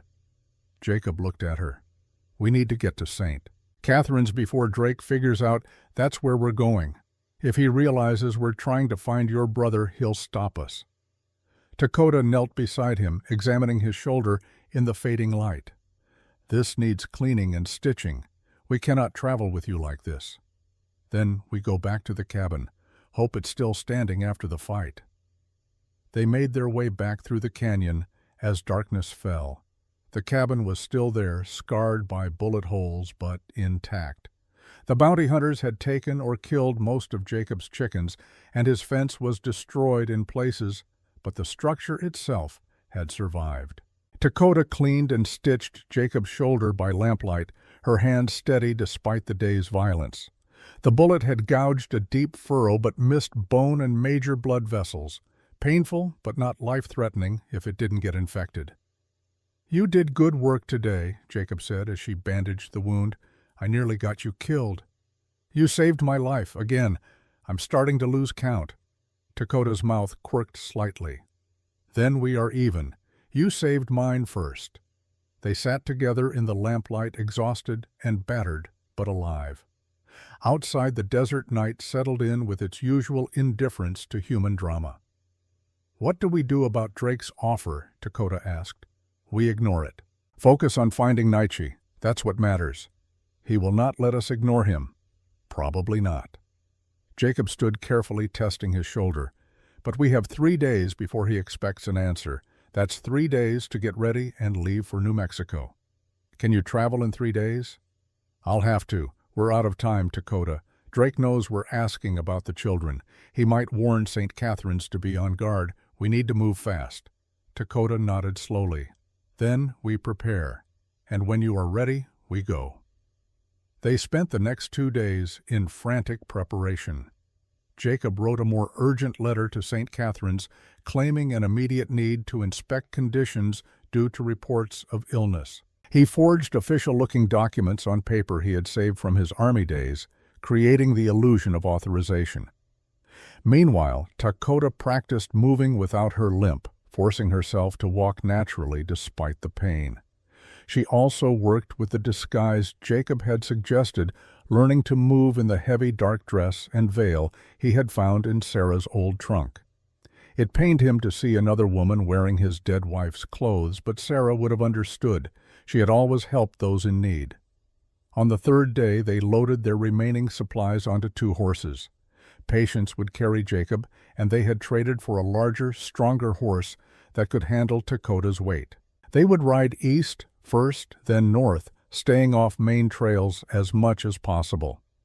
As they prepared to leave, Jacob took one last look at the cabin that had been his home and his prison for 3 years, the place where Sarah and Thomas had died, the place where he had nearly died himself, not from disease, but from grief and purposelessness. "Are you sad to leave?" Dakota asked, watching him. "No," Jacob said, and realized it was true. "I'm ready to go. This place belongs to ghosts. I belong with the living now." He turned to look at her, this fierce, damaged woman who had crashed into his life and changed everything. "I belong with you." Dakota met his gaze, and in her dark eyes he saw understanding, gratitude, and something deeper. Something neither of them had words for yet, but both recognized. "Then let us go find my brother," she said, "and then we will see what comes after." They mounted their horses and rode away from the cabin as the sun climbed into a cloudless sky. Behind them, the small structure grew smaller and smaller until it was just another speck in the vast Arizona landscape. Ahead of them lay 100 miles of dangerous territory, a school where children were having their identities erased, and a 7-year-old boy who might not even remember his sister's name. But for the first time in years, Jacob Mercer felt truly alive. He had a purpose. He had someone to protect. He had, against all odds and logic, hope. And beside him rode Dakota's sister and warrior, broken and healing, heading toward an uncertain future with a determination that could not be broken by bullets or betrayal or the weight of the world. Together they rode toward whatever came next, 2 survivors who had saved each other and now sought to save one more. The desert stretched before them, endless and unforgiving, but they did not ride alone. They rode as family, bound not by blood but by choice, by shared pain and shared purpose. And somewhere ahead, in a place called Saint, Catherine's a little boy named Naichi waited, not knowing that his sister had never stopped looking for him and that she was bringing an unlikely ally who would fight just as hard to bring him home. The sun climbed higher, the miles passed beneath the horses' hooves, and the second act of their story came to a close, the ending uncertain, but the path forward clear. Find the boy, save the boy, become whole again. Everything else was just details. The journey to New Mexico took 6 days of hard riding through country that seemed determined to kill them.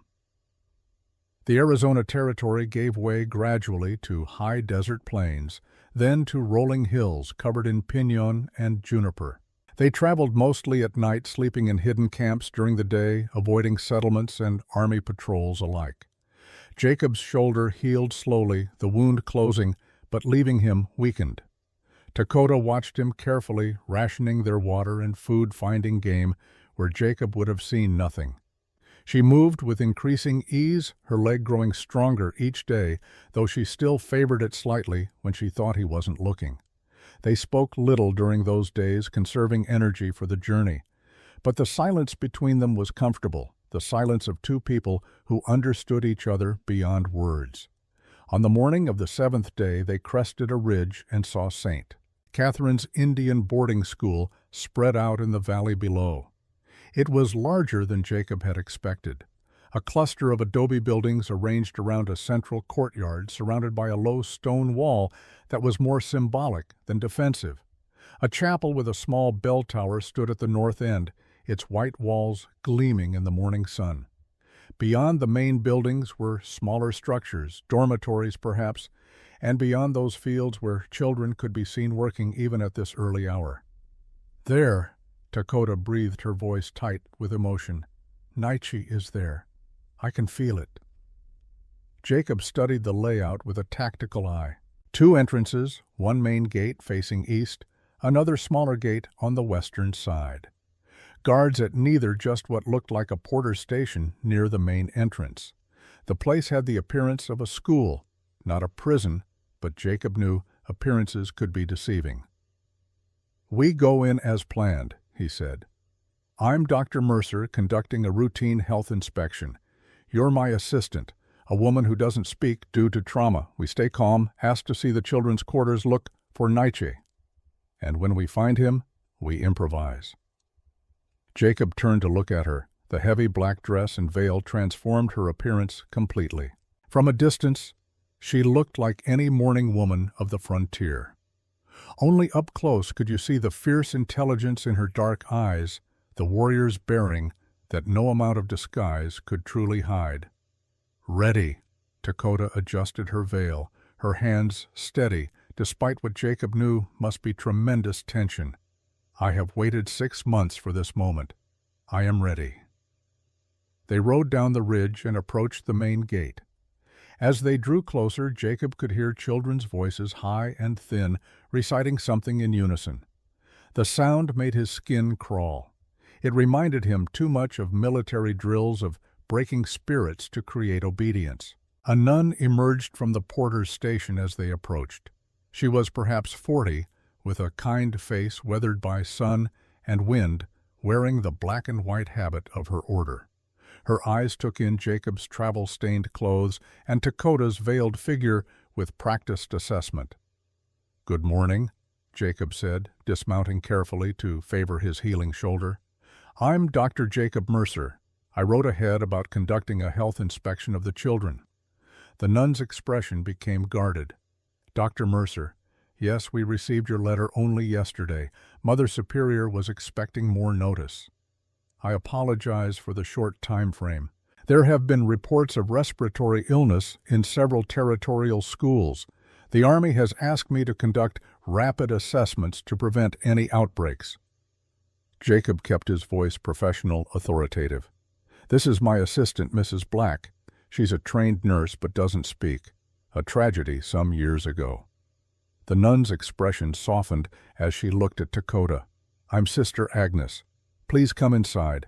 I'll take you to Mother Superior."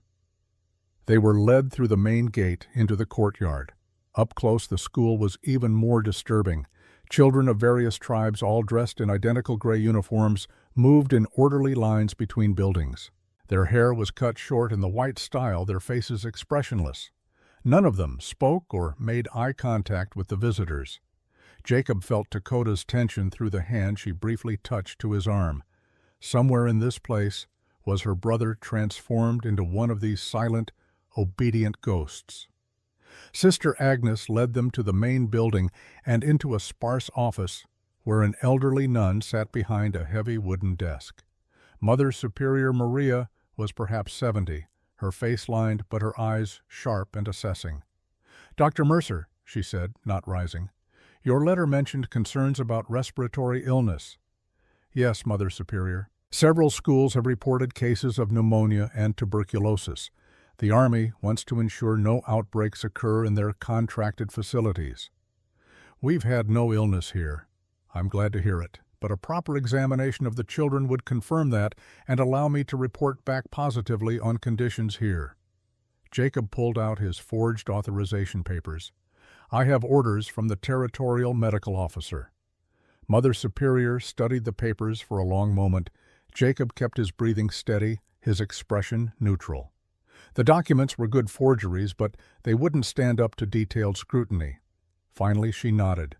"Very well. Sister Agnes will show you to the children's quarters. But understand, Dr. Mercer, these children are on a strict schedule. Any disruption could undo months of civilizing work." The casual cruelty of the statement delivered in such a matter-of-fact tone made Jacob's hands clench. Beside him, Dakota remained perfectly still, but he could sense the rage radiating from her. "I'll be as quick and unobtrusive as possible," Jacob said. Sister Agnes led them across the courtyard to one of the dormitory buildings. Inside, rows of narrow beds lined the walls, each made with military precision. The air smelled of lye soap and something else, something that reminded Jacob of the army hospitals during the war. Despair, maybe, or the slow death of hope. "The boys are in the fields now," Sister Agnes said. "The girls are at their domestic lessons. Would you like to begin with them?" "Yes, thank you." They were taken to a large room where perhaps 30 girls sat at long tables learning to sew. A stern-faced nun supervised them, rapping knuckles with a ruler whenever a stitch went wrong. The girls ranged in age from perhaps 5 to 15, all with the same short-cropped hair, the same gray uniforms, the same empty expressions. Jacob moved among them, making a show of checking eyes and throats, listening to breathing. Dakota followed, and he saw her studying each face with desperate intensity. None of them were Nietzsche, of course. He was in the boys' dormitory. But what struck Jacob was how the girls reacted to Dakota. Several of them stared at her veiled figure with something like recognition. One girl, perhaps 10 years old, whispered something in a language Jacob didn't understand. Apache, he realized. The supervising nun's ruler came down hard on the girl's hand. "English only, you know the rules." The girl's face went blank again, but her eyes followed Dakota as they left the room. "The boys are returning from the fields now," Sister Agnes said, checking a pocket watch. "You can examine them in the refectory before lunch." They were led to a long dining hall with bare wooden tables.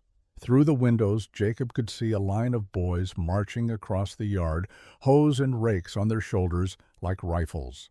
They ranged in age from perhaps 6 to 16, all moving with the same mechanical precision. As they filed into the refectory and lined up for inspection, Jacob felt Dakota go rigid beside him. Her hand gripped his arm so tightly it hurt. "What is it?" he whispered. "There," she breathed. "Third row, small boy with the scar on his chin." Jacob looked. The boy was perhaps 7 small for his age, with delicate features and a small crescent-shaped scar on his chin. He stood at attention like all the others, staring straight ahead, his face blank. "Are you sure?" "I am sure. That is Nietzsche, my brother." Jacob's heart was pounding now. They had found him. After everything, they had actually found him. But looking at the boy's empty expression, his mechanical movements, Jacob understood. Dakota's deepest fear had been realized. Whatever Nietzsche had been these months at St. Catherine's had changed him fundamentally. "We proceed as planned," Jacob whispered. "Stay calm." He began the examinations, working his way down the line. As he drew closer to Nietzsche, he could see Dakota trembling beneath her veil. When he finally reached the boy, he knelt to be at eye level. "What's your name, son?" Jacob asked gently. "Peter." The boy's voice was flat, emotionless. "Peter Henderson." "Peter, that's a good name. Can you open your mouth for me? I need to check your throat." The boy obeyed mechanically. Jacob made a show of the examination, but his real attention was on Dakota, who had moved to stand directly in the boy's line of sight. "Peter," Jacob said quietly, "do you remember your life before you came here?" Something flickered in the boy's eyes. "No, sir. Sister Mary Catherine says I was a savage. Now I am civilized." "Do you remember your family?" The boy's expression remained blank, but Jacob saw his hands clench into small fists. "I have no family. The sisters are my family now." Dakota made a small sound, quickly suppressed. Jacob stood and moved to the next boy, giving her a moment to compose herself. They completed the examinations, Jacob's mind racing. Nietzsche was alive, but had been thoroughly indoctrinated. Worse, he showed no recognition of Dakota, no response to her presence. They had found him, but the boy his sister had known might already be gone. As the examination concluded, Sister Agnes approached. "Doctor, Mercer Mother Superior would like to speak with you before you leave. If you and Mrs. Black could return to her office." Jacob's instincts screamed warning. Something was wrong, but they had little choice. Of course. As they crossed the courtyard, Jacob noticed armed men near the main gate. Not soldiers, but they carried themselves like military. His hand drifted toward the revolver concealed under his coat. Mother Superior's office was no longer empty. Standing beside her desk was Captain Ellis Drake. "Dr. Mercer," Drake said, his voice cold and amused, "or should I say Mr. Mercer, since we both know you're not here on any official business." Jacob's hand moved to his gun, but Drake raised a hand. "I wouldn't. My men have rifles trained on every window and door. You'd be dead before you cleared leather." "How did you know we were coming here?" "I didn't know for certain, but when you didn't show up at Devil's Peak for our meeting, I suspected you might try something foolish." St. Catherine's was the logical place. Drake smiled. "You're looking for an Apache boy, the woman's brother, I presume." Dakota stood perfectly still, but Jacob could feel violence radiating from her like heat from a fire. "Here's what's going to happen," Drake continued. "You're both going to leave quietly, return to wherever you came from, and forget you ever heard of this place. If you do that, I'll let you live." "And if we don't," Jacob asked, "then you'll be arrested for trespassing on a federal facility, impersonating a government official, and a dozen other charges I can invent. The woman will hang for the soldiers she killed. Is that really what you want?" "You're hiding something," Jacob said. "Something about these children. That's why you don't want us here." Drake's expression didn't change. "I'm protecting a valuable program. These children are being saved from savagery given a chance at civilization. What happens to a few of them in the process is irrelevant." "What do you mean, what happens to them? That's not your concern." Dakota suddenly spoke, her voice low and dangerous despite the veil. "Where do the children go, the ones who disappear from the records?" For the first time, Drake looked genuinely surprised. "The woman speaks. How interesting." He studied her. "You've been doing research, asking questions. That was unwise." "Answer the question," Jacob said. Drake was quiet for a moment, clearly calculating. Then he shrugged. "Why not? You're not leaving here anyway, so what does it matter? Some of the children here are selected for special placement, families who want servants but don't want to deal with adult Indians. Ranchers who need workers they can control completely, even some brothels that cater to particular tastes." The casual evil of it, the matter-of-fact tone, made Jacob's vision go red. "You're selling children. I'm facilitating adoptions and employment opportunities, very lucrative ones." Drake smiled. "The government pays me to run this school. The buyers pay me to provide specific merchandise. Everyone benefits. Except the children. They're Indians. They were going to die anyway, either from disease or in the wars. This way, they serve a purpose." Drake's smile faded. "Now I've been generous in explaining this to you. Time to leave." "We're not leaving without the boy," Dakota said, her hand moving under her dress. "Then you're not leaving at all," Drake replied. He raised his voice. "Mr. Cormack, please escort our guests to the holding cells." Silas Cormack entered through the side door, a cruel smile on his face. Behind him were 3 more armed men. "Well, well," Silas drawled. "The doctor and his Apache horror. This is going to be fun." Everything happened at once. Dakota's hand emerged from under her dress, holding the revolver. She fired twice, dropping Silas and one of his men before they could react. Jacob drew his own gun and put a bullet through the window, shattering glass. "Run!" he shouted. They bolted for the door. Drake dove behind the desk. The remaining gunmen opened fire bullets, chewing into the doorframe.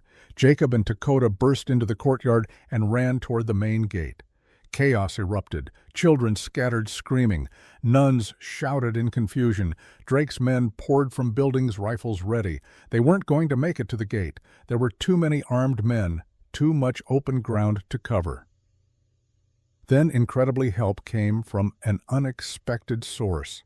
The young girl who had spoken Apache earlier suddenly stepped into the path of the pursuing gunmen. She shouted something in her native language, and other children joined her, forming a human barrier. The gunmen hesitated.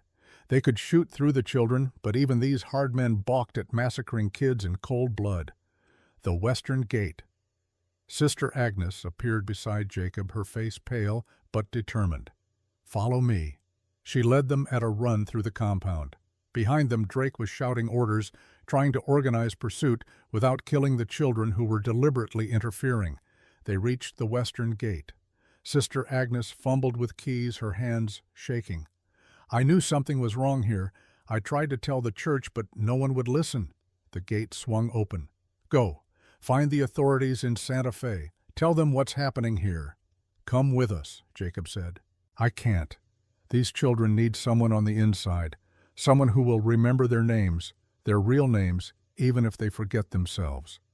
She pressed something into Jacob's hand, a small leather journal.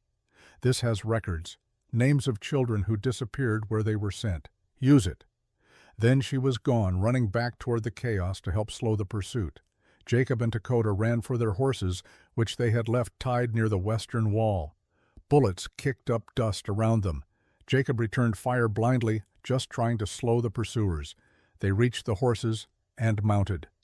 Dakota's horse, the bigger one, stumbled and nearly went down. Blood streamed from its flank where a bullet had creased it. "It won't carry me far," Dakota said. "Then we double up on patience." Jacob pulled his horse alongside hers. "Come on." Dakota slid from her wounded mount onto Patience behind Jacob. The old mare staggered under the combined weight but held firm. They kicked her into a gallop, racing for the hills beyond the school. Behind them, Drake's men were mounting up. A organized pursuit was forming. "We can't outrun them," Dakota said. "Not carrying double." She was right. Patience was strong, but not strong enough to outpace fresh horses while carrying 2 adults. "There," Jacob pointed to a rocky outcropping about a mile distant. "We make a stand there, better than being run down in the open." They pushed the horse hard, asking everything she had. Patience gave it her old heart-pounding foam flying from her mouth. They reached the rocks with perhaps 2 minutes to spare and dismounted, taking positions behind cover. 6 riders, Dakota counted, watching their pursuit. Drake and 5 others. Jacob checked his ammunition. 8 bullets left in his revolver. Not great odds. When have we had great odds, despite everything? Dakota almost smiled. The pursuers spread out as they approached, clearly planning to surround the rocks.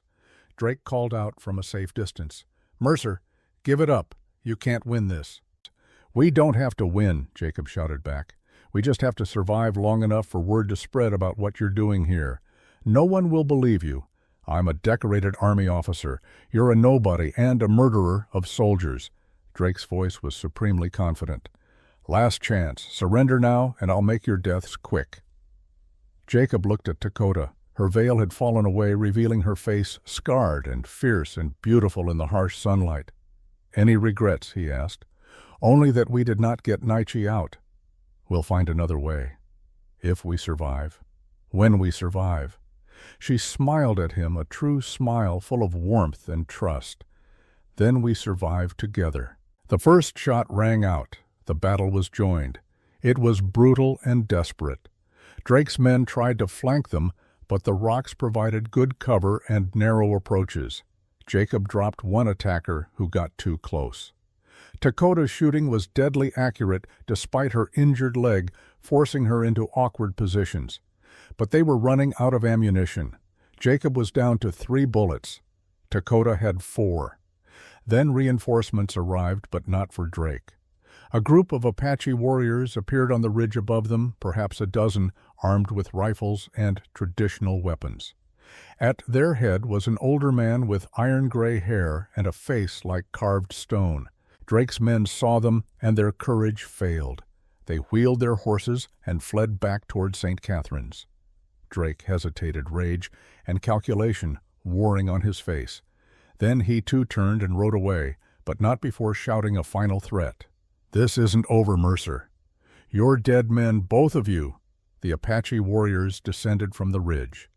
The leader approached Jacob and Dakota, his rifle held casually but ready. He studied them both for a long moment, then spoke in accented but clear English. "I am Red Hawk War Leader of the Mescalero Band. We have been watching this school for many weeks, trying to find a way to free our children." His eyes settled on Dakota. "You are Chiricahua, daughter of Grey Wolf." "Yes," Dakota said. "We heard of you. The giant woman who killed soldiers at Fort Bowie who searched for her brother. Red Hawk's expression was unreadable. Some said you had betrayed your people. Others said you had gone mad with grief. I am not mad, and I have betrayed no one. I can see that now. Red Hawk lowered his rifle. This white man, he helps you. He saved my life. He helped me search for Naichi. We have become, Dakota glanced at Jacob, family. Red Hawk studied Jacob with new interest. A white man who fights to save Apache children. This is strange, but these are strange times. He gestured to his warriors. We are preparing an attack on the school tonight. We will free the children and kill the captain and his men. Wait, Jacob said. If you attack the army, we'll use it as justification for more violence. They'll say, "You're raiders, savages." It will make everything worse. And what is your suggestion, white man, that we leave our children in that place to be erased or sold? No, but there's a better way. Jacob pulled out the journal Sister Agnes had given him. This has records, names of children who were taken where they were sent. If we can get this to the authorities in Santa Fe, to people who care about justice, we can shut down Drake's operation legally. Your people's justice, Red Hawk spat. We have seen how that works. Not all whites are like Drake, Jacob insisted. There are good people who would be horrified by what's happening here. Give me a chance to reach them. And if you fail, then you attack the school. You'll have lost nothing but a few days. Red Hawk considered this. Finally he nodded. 3 days. If you have not returned with help in 3 days, we attack. He looked at Dakota. Will you come with us? You are Apache. You belong with your people. Dakota was quiet for a moment. Then she shook her head. My brother is in that school. I will not leave this territory until he is free. And Jacob needs help to reach Santa Fe. I go with him. You choose a white man over your own people. I choose the people who have stood beside me, Dakota said firmly. Jacob has proven himself. He has earned my loyalty. Red Hawk's expression softened slightly. Then go. But know this. If you fail, if you do not return with help, we will do what must be done. The children will be freed one way or another. He whistled, and his warriors melted back into the rocks, vanishing as if they had never been there. Jacob and Dakota stood alone, battered and exhausted, with 3 days to accomplish the impossible. Can we make it to Santa Fe in 3 days? Dakota asked. If we don't stop, if we don't sleep, if patience doesn't collapse under us. Jacob looked at his tired horse. It's possible. Barely. Then we ride. They mounted the horse and turned east toward Santa Fe, toward what might be salvation, or might be just another disappointment. Behind them, St. Catherine's stood like a prison, holding children whose identities were being systematically destroyed, including Naiche, who no longer remembered his name. The ride to Santa Fe was a nightmare of exhaustion and fear. They pushed patience mercilessly, the old mare giving everything she had. They stopped only to water her and let her rest for brief moments, then rode on through darkness and day alike. Jacob's shoulder wound reopened, blood soaking through his bandages.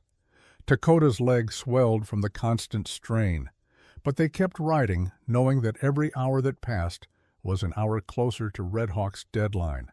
On the second day, they were spotted by an army patrol. Rather than run, Jacob made a desperate decision. He rode straight toward them, hands raised. "I need to speak to someone in authority," he shouted. "I have evidence of crimes being committed at St. Catherine's School."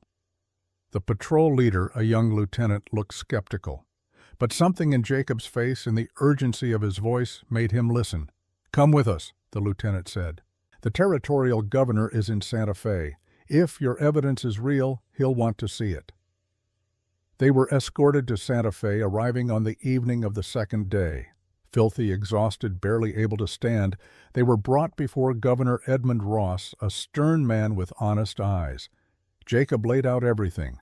The children who disappeared, Drake's trafficking operation, Sister Agnes's journal with its damning records, the truth about what happened to Apache children sent to Indian schools. Governor Ross read the journal in silence, his face growing darker with each page. Finally he looked up. This is monstrous. If true. It's true, Jacob said. And if you don't act immediately, the Apache are going to attack the school. They've given me 3 days. We're almost out of time. Ross stood and summoned his aides. Prepare a cavalry company, not Captain Drake's unit. Pull men from Fort Union. I want them at St. Catherine's by tomorrow morning. He looked at Jacob. You'll guide them there? Yes, sir. And the Apache woman, she's wanted for killing soldiers. Jacob's hand moved toward his gun, but Dakota placed her hand on his arm. I am here, she said, her voice clear and strong. I killed soldiers who had taken my brother. I would do it again. But I will not run. Do what you think is right. Ross studied her for a long moment. The soldiers you killed were under Drake's command. If he's guilty of what this journal suggests, their deaths occurred in the course of his criminal enterprise. That changes things legally. He paused. For now you're free to go. Help us end this, and we'll discuss your status afterward. They rode out before dawn on the 3rd day, with 2 companies of cavalry arriving at St. Catherine's by mid-morning. Red Hawk and his warriors were waiting on the ridge, clearly prepared to attack. Jacob rode forward alone to meet them. The governor sent troops. They're here to arrest Drake and shut down his operation. Red Hawk studied the cavalry force, then nodded slowly. We will watch. If this is a trick, if they try to harm the children, we will intervene. The cavalry surrounded the school. Drake tried to resist, but he was outnumbered and outgunned. His men surrendered without a fight. Mother Superior was arrested along with Drake. Sister Agnes and several other nuns who had tried to help the children were spared. The children were brought out into the courtyard confused and frightened. Jacob and Dakota searched through them and finally found him. Naichi, who called himself Peter, stood among the others, his face blank. Dakota knelt before him, removing her veil so he could see her face clearly. Naichi, she said softly in Apache, little brother, do you remember me? The boy stared at her blankly. My name is Peter. I don't understand your savage language. Tears streamed down Dakota's face. She began to sing very softly a lullaby their mother had sung, the same lullaby she had sung to Naichi every night when he was small. For a long moment nothing happened. Then the boy's expression cracked. His eyes widened. His mouth opened. Dakota, he whispered. Yes, yes, little brother, I am here. Naichi's composure shattered. He threw himself into her arms, sobbing, crying out in Apache words tumbling over each other. I tried to forget. They said I had to forget. But I remembered. I remembered your voice, your songs. I remembered.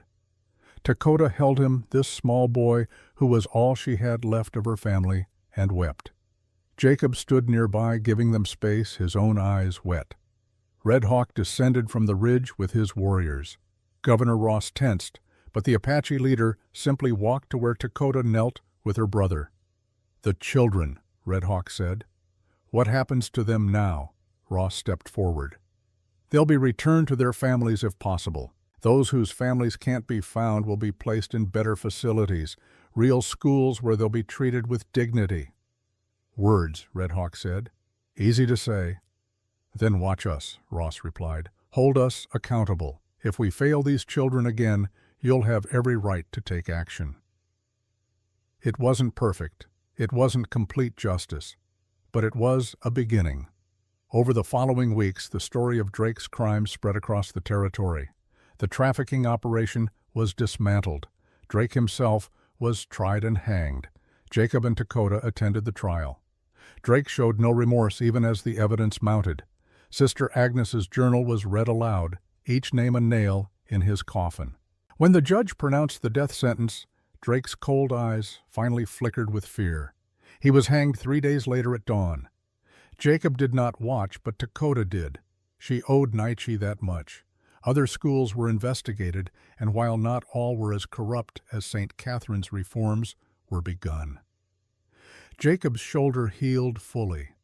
Dakota's leg grew stronger, and slowly, day by day, Naichi began to remember who he had been, his Apache name, his language, his stories. 3 months after the raid on St. Catharines, they stood together at the edge of Jacob's old ranch. The cabin was gone, burned by someone, probably bounty hunters, looking for revenge. Only the 2 crosses remained marking where Sarah and Thomas rested. "What will you do now?" Red Hawk asked. He had become an unlikely ally working with Governor Ross to help Apache children transition back to their families. Jacob looked at Dakota and Naichi. "I think we'll head north. Colorado maybe. Start fresh somewhere. No one knows our story." "You will still be a white man living with Apache," Red Hawk pointed out. "That will bring trouble." "Trouble seems to find us anyway," Jacob said with a slight smile. "Might as well choose where we face it." Dakota took his hand, her grip warm and strong. Naichi stood between them, holding both their hands, a bridge between 2 worlds. "We are family now," she said simply.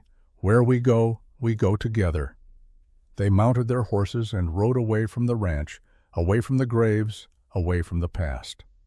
Behind them, the desert stretched endlessly under a cloudless sky. Ahead lay uncertainty, challenged the constant struggle of being a family that defied every convention of their time, but also hope, also love, also the possibility of peace.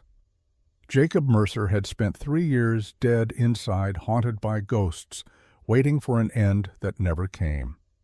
Then a dying woman in a canyon had given him a reason to live again, had shown him that healing was possible, that family could be chosen, that love came in unexpected forms. Now he rode toward an unknown future, with a giant of a woman who had become his partner, his friend, his family, with a boy who called him uncle and was learning to laugh again, with purpose and meaning and the knowledge that he had helped prevent terrible evil. It wasn't the life he had planned. It wasn't the life anyone would have predicted. But it was his life, and he was grateful for every hard-won moment of it. The 3 of them rode into the morning sun toward whatever came next together. And behind them, if you listened carefully, you might have heard the wind singing through the desert grass, carrying the whisper of names. Sarah, Thomas, all the lost ones, all the saved ones, all the ones still waiting for someone to remember them. They rode into the morning sun, 3 souls bound by choice and courage. Behind them the wind carried whispers of names: Sarah, Thomas, all the lost ones, all the saved. The story was over. The living went on.